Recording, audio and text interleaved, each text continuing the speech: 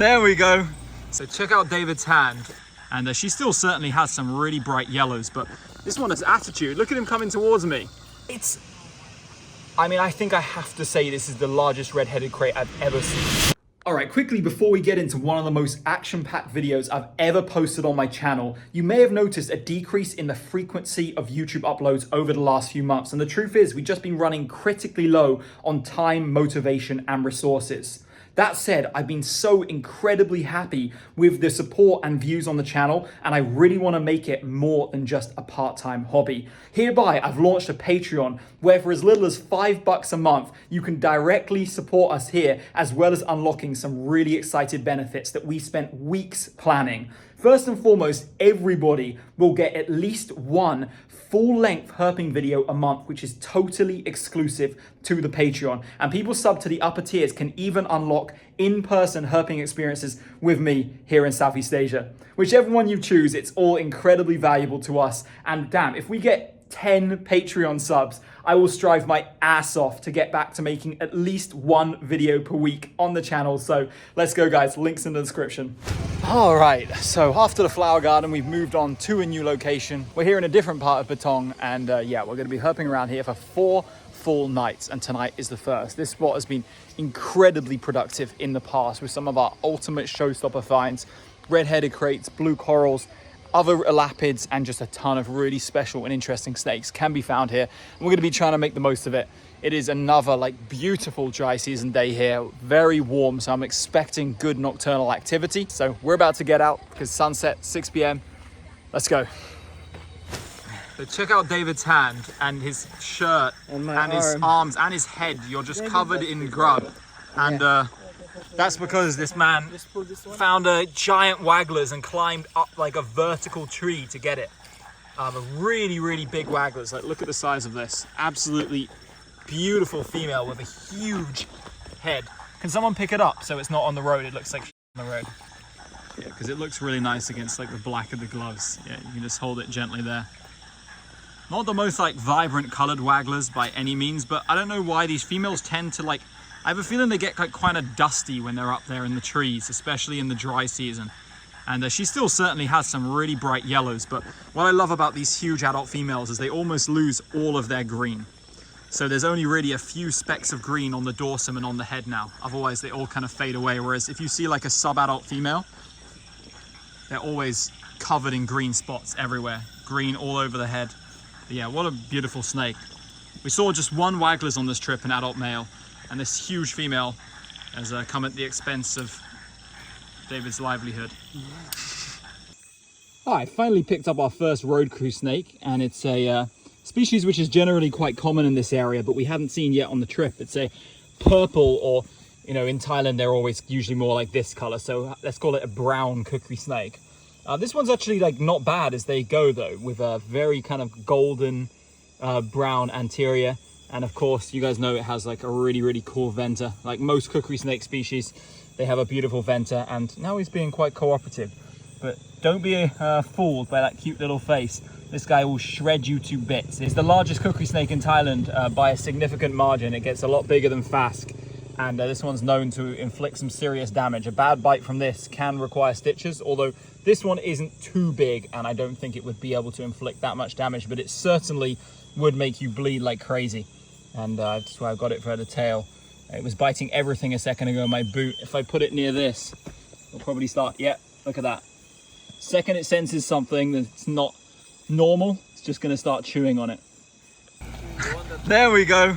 Sitting in the car chatting about life for ages, and we got the man who's handling it, biggest target, and it's got heat sensing pits, so it's striking at the car and now is shid. Hold on, I'm gonna turn the car off.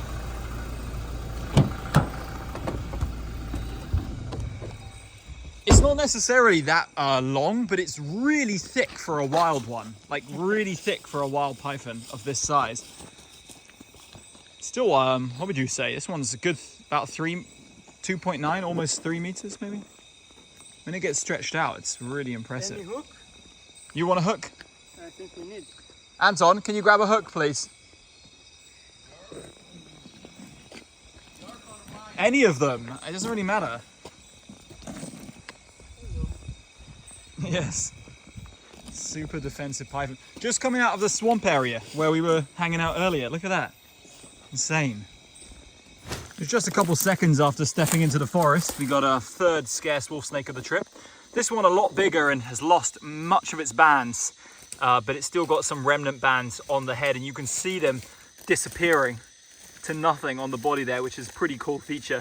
But yeah, I think we're just going to leave this guy in situ. He seems to be hunting around these little buildings on the this little forest clearing here, having a good time looking for geckos, and he's looking quite beautiful there. So and grab a couple of phone pics and keep on with our herping, because yeah, we've seen a couple of these already this trip, although one I didn't film just because I didn't film that night. But yeah, let's keep moving. All right, just a little bit further along from the Ephraim, there's a male waggler hanging up in the bushes there, but we already saw one on this trip, and we're just going to take a couple, I'm going to let the guys take a couple photos with their phone of it in the tree, and we're going to leave it in situ. There you go, I just spotted another snake cruising about in the forest. It's our second Boiga trapezia of the trip. Guys, I'm feeling very, very sick tonight, so I'm not going to really be up to scratch, but we'll get this guy out and have a closer look anyway. All right, here's an in-hand look at this incredibly slender species. Like, it is so unbelievably thin. Very reminiscent of the Imantodes genus from South America, except this is really... Oh, he's going to bite me. Come on. These boigas always do that. Once they like scent out your skin and get really close to you, they do this downwards biting motion and then start chewing on your ass, which is what I'm always trying to avoid with these, because even though the bite is mostly like painless, you know, it's barely going to break skin one like this, still not nice to be like regularly bitten by snakes. I try and avoid it as much as possible. Causes less harm to the animal as well. But here you can see the white spots from which it gets its name. It's these little ventrolateral markings here. And I guess with that, I'll take one last look at this guy and then we can move on. Oh no, you're gonna bite me, aren't you? Yeah, there we go. Good look right there. Oh, thanks. Down near the edge of the stream is this nice cinnamon frog here. Really pretty one. Those incredible like orange, bright orange coloration with the beautiful white spots on it. This is a really, really nice individual. And the other guys apparently saw a few already on this trip that I didn't see myself, so I'm just gonna leave it here in situ. All right, and we are out cruising a little bit later than we usually start because we just kind of had a nice dinner in town today, and sunset cruising hadn't been too productive the last few days, so we figured today it's okay to just start at night. And also I was so ill for the last couple of days in particular, so there wasn't many video updates and I wasn't too energized in them. But tonight I'm feeling considerably better, but I'm not going to be hiking in the forest yet. We're going to sit in the car and chat and see if anything shows up. It was really quiet the last couple nights with a couple of sporadic encounters, so the only way is up. What on earth? A freaking first snake of the night for like almost the third time on this trip is our third Sumatran cobra. And as usual, doing the same thing as they usually do, hissing, moving everywhere. This one not quite as vibrant as the last two, I think. It's well, it's kind of in between the sizes of them. Not as large as the second one, but not as small as the first one. And this one has attitude. Look at him coming towards me. Doing the like cobra backwards shuffle now. Very similar, although we're in a different location. Very, very similar to the two we saw at Tanto. You see with a little like banding on the tail. Becoming very like monotone towards the monocolor towards the neck, but damn, that is not what I thought it was when I saw it on the road. I should have guessed. For some reason my brain went to mud snake, which was truly a bizarre thought from me, but I can't believe it. Like 3 cobras on one trip, like that is completely unheard of. I don't think we're probably never gonna replicate this on a tour ever again, especially 3 Sumatran cobras. 3 golden Sumatran cobras, the like rarest cobra in Thailand by a country mile. That is absolutely crazy. Look at that beautiful snake though. This one's like not running away as much as the other ones did. It's much more cooperative and giving us a good look. We've seen some great views of the head, the neck, and there you go. I'll get a zoomed in on that patterning on the tail. This one is actually quite beautiful. I think it's just got like the blacks and golds aren't as contrasty as they were on that large one. But damn, that was yeah, it took us a little while to get something. You know, it hasn't been too productive the last couple days, but you know, you're never disappointed with a cobra, especially one doing the iconic cobra backwards shuffle. Was that a wasp flying near me? No, I don't think so. But yeah, let's take a Good look at this. Hey, the road has come to life. Just a little bit after the Sumatran cobra, got probably the longest Boiga trapezi I've ever seen crossing the road. Like, it's hard to even kind of quantify how large this is, but say if it's fully stretched out, this is definitely longer than I am tall. In which, if you consider, if you look at the neck and look how incredibly thin it is quite remarkable. Like, look at its neck compared to, oh, hello. Yeah, he's seen me. Here. Ooh. Okay. Got him in place. This is a really nice looking one though. Nice oranges on this one, right? Let's see what happens if we gently pick him up. Impressive snake, and quite far from the jungle. Like, we've got these big fern banks here, but in this area of the road it's mostly agricultural land. But this species of snake, along with many others, absolutely thrives in these fern banks you see off the road. These fern banks provide some of the best microhabitat for snakes. Like, incredibly dense. Like, the ground layer in these is insanely thick, very humid, and they've got this drainage ditch at the bottom which congregates water, and it's just fantastic for aggregating prey. And as well as, like, arboreal snakes can move around in this, birds nest in it, tons of lizards sleep in it. It's like one of the most attractive areas for finding high numbers of snakes and small vertebrates. And this guy was just crossing from that, where he's probably been hunting around for lizards, as this is like a highly specialized lizard feeder, feeding almost primarily on agamids. But I'm struggling to even fit the snake in frame, so I'm going to cut the video here. Here we go. We got our, whoa, third, oh, he wants to bite. He does. He wants to bite. This is our third snake of the night on what's not been like a consistent snake after snake cruising evening, but it's actually racking up pretty decent numbers of diversity, and this guy is full of energy. Hey Dasha, you remember you wanted to say try with a snake to handle a snake which wants to bite? Here you go. Try and stop this snake from biting you. It's not hard with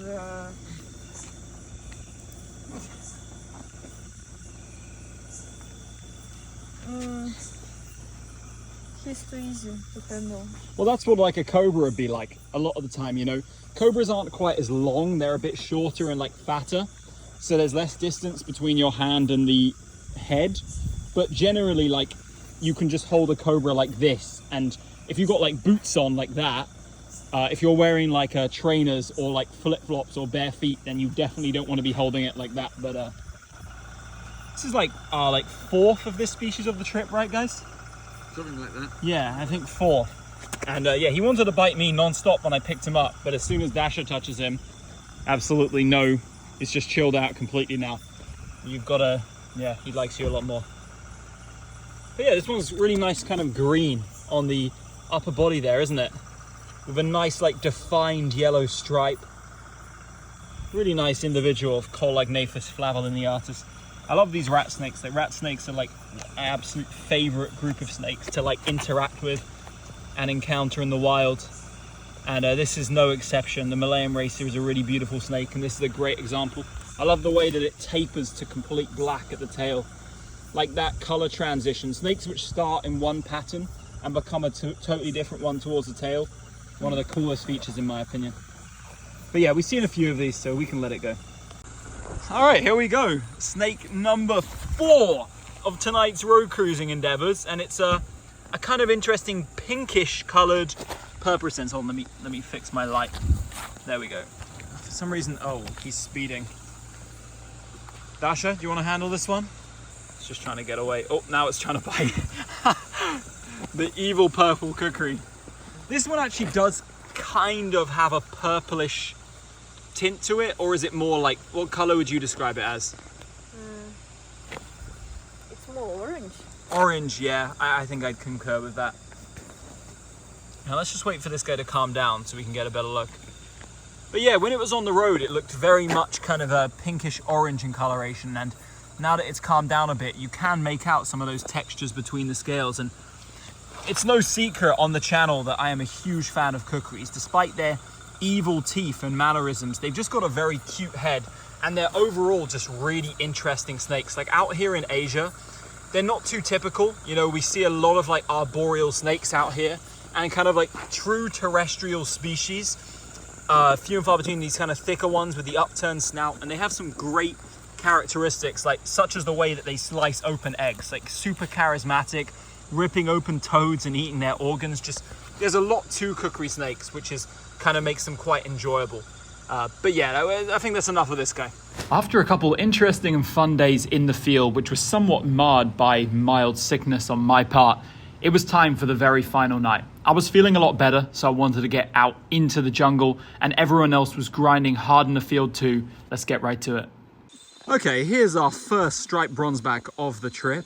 Just a little one, but when they're little like this, they have some of the nicest color contrast. You know, that you can see that lovely orange head fading to almost black at the mid-body and then back to a kind of bronze, red and yellow tail.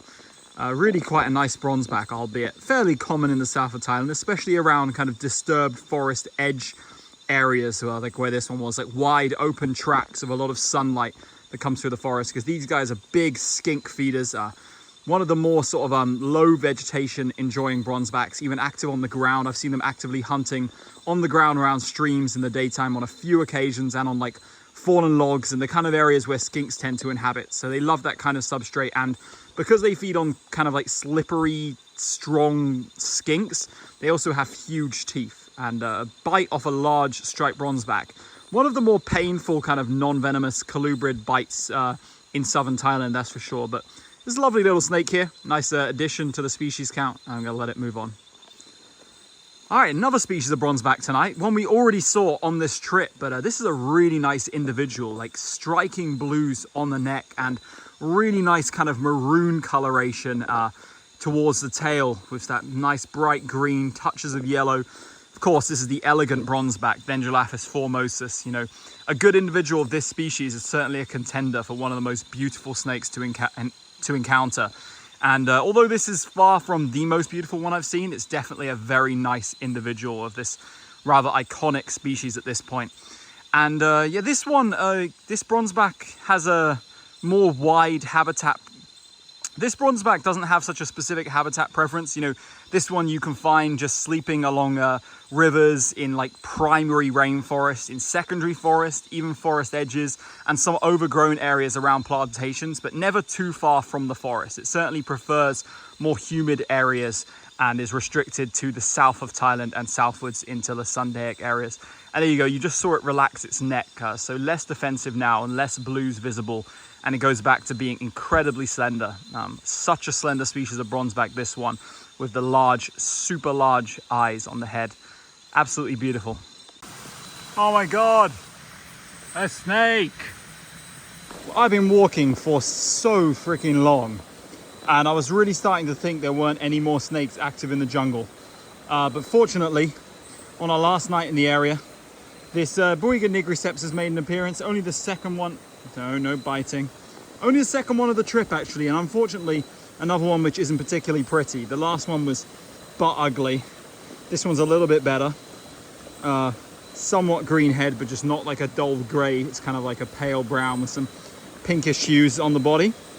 And fortunately, this one seems to be fairly polite. Oh my God, what is this wasp flying around me? Yeah, the jungle life, man. You stop for a few seconds, attract bugs with your torch. But for me, totally worth it when it comes to being in the jungle, finding beautiful snakes like this. Little dark-headed cat snake, another addition. Let's see if we can squeeze one more snake out tonight. I'd be happy with that.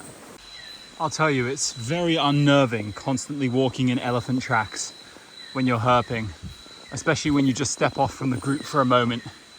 You know, we try and cover a lot of ground, so I have those guys on the trail. I'm just walking kind of adjacent, but yeah.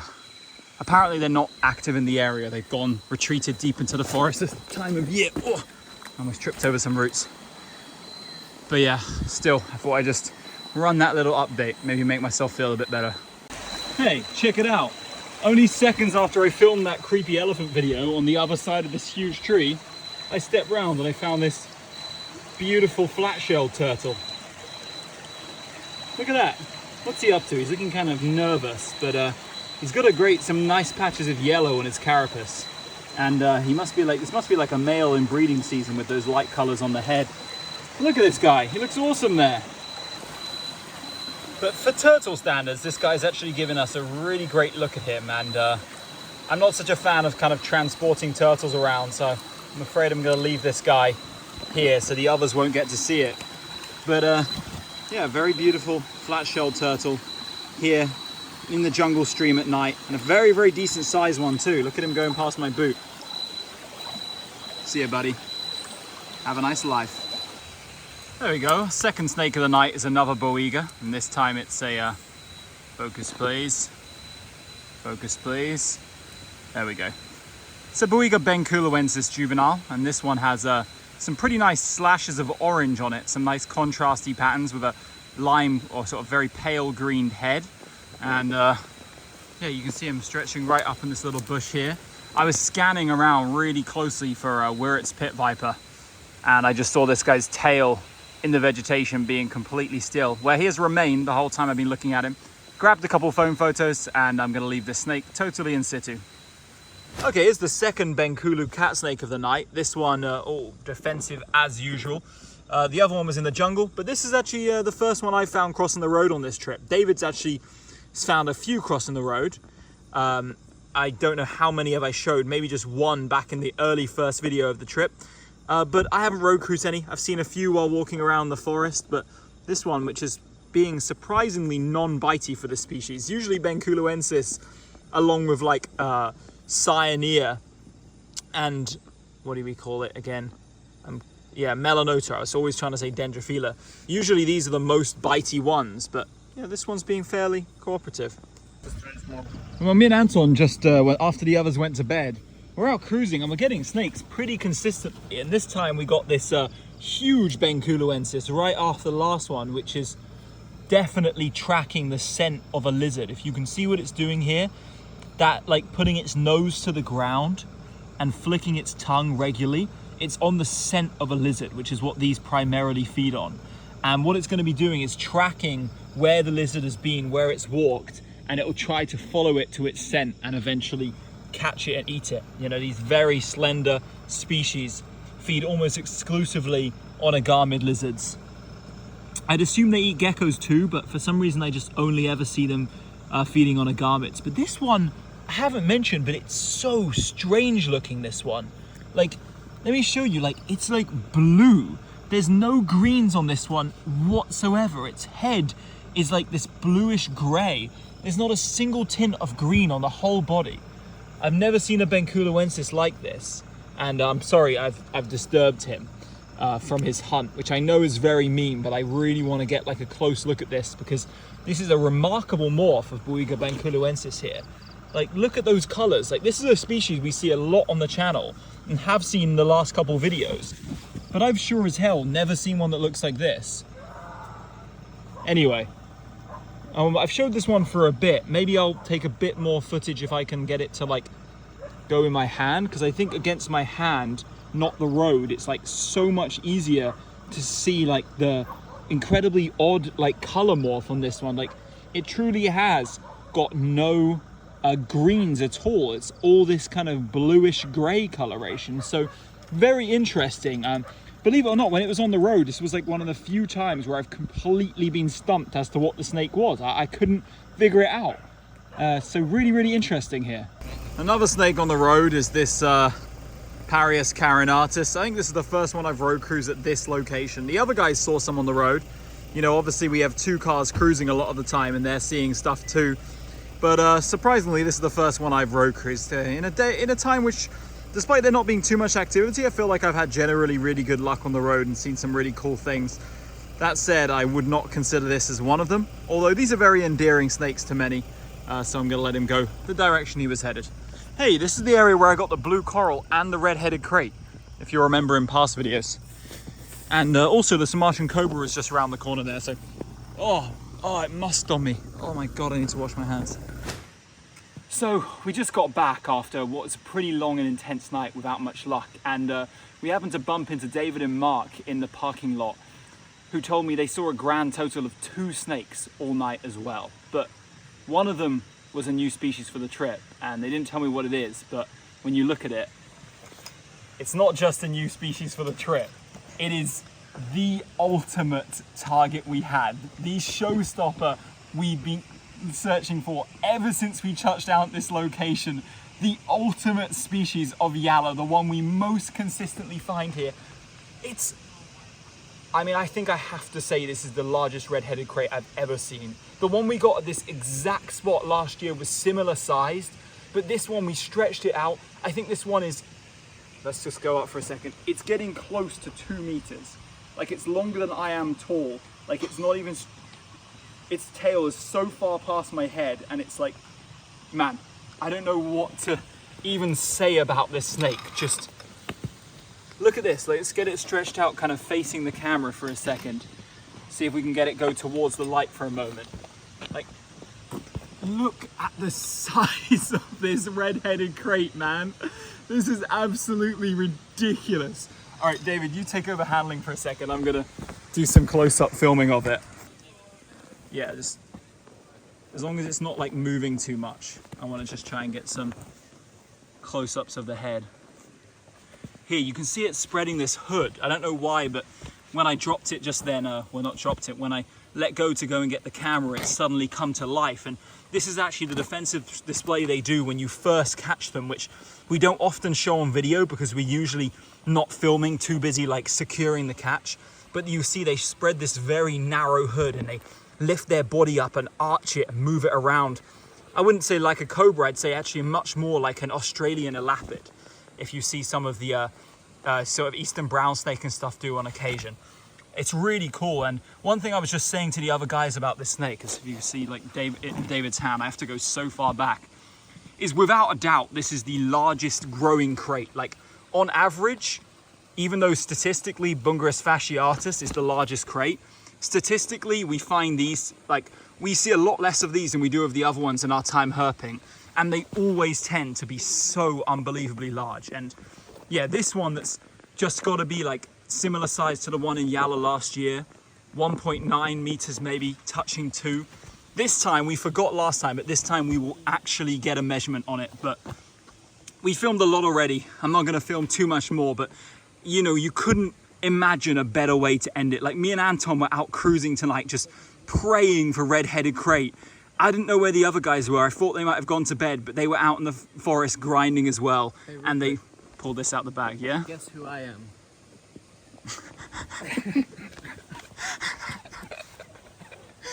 All right, video over. All right, so after our time in Yalla, we just drove back to Hat Yai for the very last day. We had our last day in Yalla, which was absolutely amazing. It could not have ended better, but we still got a little night here. We're gonna go for a quick stroll around the edge of town, see if we can rustle up anything new. There's usually a couple new reptiles, 2 or 3 to be found in this area, or maybe even 3 or 4 if we're lucky, and some snakes that aren't so common down in the deep south. So we're gonna have dinner together and then head out very soon. I'll catch you in a bit. All right, before we could even run an intro to the final night of herping, just on the outskirts of Hat Yai, I went to the bathroom. When I came out, the guys had spotted this little painted bronzeback, which is a new species for the trip and the first one of the night, like really close to where we parked the car. And there you can see it just expanded its neck a bit and you could see some of the blues. While it's nowhere near as pretty as some of the other bronzeback species we found on this trip, it certainly does have some nice kind of cyan blue skin between the scales on the head. And even though this is very, very common around like Huahine, we don't see them too often in the south. They are common in some areas, but we don't tend to herp in the typical places where this species occurs. And the southern form always looks a little bit different anyway. It's got like a slightly different shaped head, and just the patterning on the neck tends to have more blacks and stuff. You know, they have their own distinct kind of genetic clade down here in the south, probably a species complex. But yeah, that's great to start the night off with a new species for the trip, you know, because hasn't been great for finding new species. We've seen a lot of snakes, but they've just tended to be the same stuff. So nice to throw another species into the mix, and let's see what else shows up tonight. Well, just a few meters up the trail, we've already got another snake, and I told the guys this species was in the area, but I hadn't seen it on this particular trail. But we got an adult female Waggler's pit viper. This is our 3rd one of the trip, but first one that I found personally with my group. Which is nice, and it seems like not the biggest one, not as big as the ones we saw before, but very, very vibrant. So we're probably going to get it down from its not too high perch there and get a closer look. Okay, so we got it down for a moment, and you can take a look at this really, really high yellows one. We're gonna have to reposition in a second because she's heading towards Dash's finger. But something we noticed very, very early on is that this girl is heavily gravid here. I don't know if you can see from this angle maybe. Yeah, very heavily gravid. So we're gonna put her back almost instantly. We just got Dasha very gently holding her here, and that's no problem because she's so docile. Like, we've only just got this one down a few seconds ago and it's just moving so slowly, so peacefully. A really nice Waggler's Pit Viper, kind of unlike those two we had in Baton in Yala, which were like just biting everything that came near. But yeah, this is a beautiful snake, and we're going to return this back ASAP so we can get on with her walk and make sure she can deliver all those little babies in peace without any more disturbance. Anton just grabbed us another new reptile for the trip, a little bowering supple skink. This species is pretty common around Hua Hin, but I don't see them all the time in the south, nowhere near as much as I do like foraging around leaf litter in the Hua Hin area. So nice to kind of take a look at this one, although I'm way overexposed in this lighting. Little leaf litter dwelling skink. As expected, a bit further on, here's a prass, which is sleeping low enough to get a good enough look at. Looking very peaceful as well, looking fast asleep, undisturbed by me, hasn't even reacted a bit to the light I've shone on it, not at all to me moving around, so I'm going to leave him as peaceful as possible. And here a little bit further up the road we got this Garnot's house gecko, which we don't see on the channel very often, if not ever, because this species is actually introduced to Thailand as an invasive species. He's fast. Try and safely get a hand on him. Come here, you. There we go. Yeah, I was gonna say he's fast, but yeah, invasive species, and only found a few small areas in Thailand. But although there's no official studies done on it, people say that where these guys occur, the other sorts, Hertodactylus, which are endemic to the area, and other geckos get a little bit more rarer. So yeah, they may have a negative effect on other geckos, but I kind of like the way these look. They're kind of like a Hemidactylus crossed with Gecko monarchus with a spiky tail and a bit wider of a head, and they scuttle all around this hill. You see them now and again. Anton was just rummaging around the drainage ditch like he is now, and he actually uncovered this little Parius margaritiforus, only our second one of the trip, and I think our fourth species of the night, on what's been quite a productive and relatively short-lived walk so far. And we're kind of nearing the end of the trail now, so I'm not sure what we'll do after, but maybe we'll see some more snakes on the way back down the way we came. Sometimes it's like that, new things are out or you just missed something. But yeah, this guy was like resting in a ball under the leaf litter, and Anton just flipped him out under that really, really cute little orange ring-necked slug snake. And just on the way out, Andrew spotted another little Parius margaritiforus. We're getting close to the car now, and we're meeting the other guys soon to link up and share finds, because it's the very last night, so we can't be out too late, and we can't be doing any photography tomorrow. But we'll do a little bit of road cruising, see if anything shows up. Otherwise, I'll cut to if the other guys found something. We met up with the other guys. They saw some similar snakes that we did, but they also got a few of these little Homolopsis, and this one I thought I'd show because I don't know how well it's coming out because my skin is kind of pink, but this one has like remarkably pink colored bands on its body. I guess you can see there just by my index finger where it's sliding through, which is something I've never seen on this species before. I think it's really interesting. And of course, like this species, some people in Thailand, especially in Thailand, call it the skull-faced water snake because it kind of looks like it's got like a skeletal structure with those head markings. And overall, this is a good one because it's not biting. Even juveniles this size can draw blood with their large teeth, which are curated for catching fish. And the last thing you want to be bitten by is a large adult because they draw a lot of blood. So very happy to see this cute little kind of almost dog-faced juvenile here. Little baby pink banded snake, which is kind of unique and interesting. But this may be the last snake we see tonight unless we grab something on the road on the way out. But yeah, cute.